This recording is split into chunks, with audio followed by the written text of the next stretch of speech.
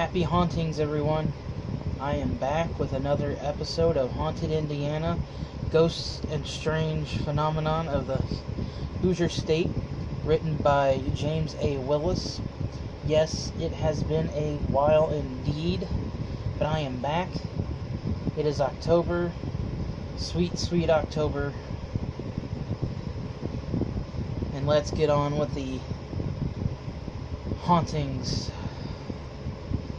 of our great Hoosier State with episode 11, the Osceola Poltergeist. With a total area of little under 1.5 square miles, it would be safe to say that nothing too exciting happens in the tiny town of Osceola in St. Joseph County. And yet, one event occurred here in 1966 that literally got things flying. One September night of that year, a husband returned home with his wife and young son to find their Green Lawn Avenue house a mess. Items had been thrown from shelves and furniture had been tipped over and moved about the room. Initially, believing they had just been robbed, the family began moving from room to room to try and determine what exactly had been taken. They were perplexed to find that not a single thing was missing. Next, they checked all the windows and doors to see how the vandal broke into the house. Once again, the family came up empty. All the windows and doors were locked up tight. Scratching their heads, the family decided to just forget the whole thing, and after cleaning up the house, they went to bed.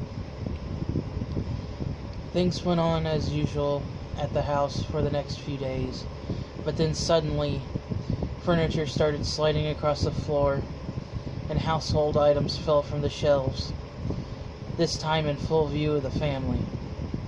With nowhere else to turn, they decided to call the police. When the St. Joseph County Sheriff arrived at the house, he too was witness to objects moving around.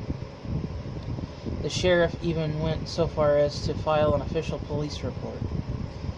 Even though he was unable to determine the cause of the strange activity taking place at the house, as the sheriff left the house, he couldn't stop thinking about what he had just witnessed. Seeking answers, he reached out to the University of Notre Dame and even invited several professionals from a range of disciplines to look into the case. It was at this point, no doubt, that the term poltergeist was mentioned. Loosely translated as noisy ghost in German, a poltergeist is a specific type of ghost that makes his presence known by moving objects, often violently. There is also a separate school of thought that believes poltergeist activity is usually centered around a young child, especially one nearing puberty. It is thought that the emotional turmoil going on inside a child at that time can attract poltergeists. Whatever the professors might have thought was causing the activity, they too were unable to confirm the source for all the ruckus inside the house.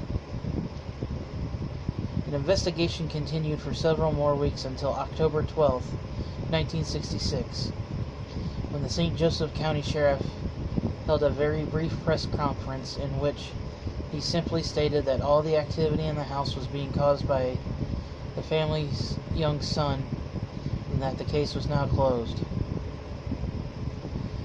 No further explanation was given, and the sheriff refused to answer any questions after the press conference was over. Well, that was an open and shut case now, wasn't it? Well, I hope you've enjoyed this episode. If you liked it, give it a thumbs up.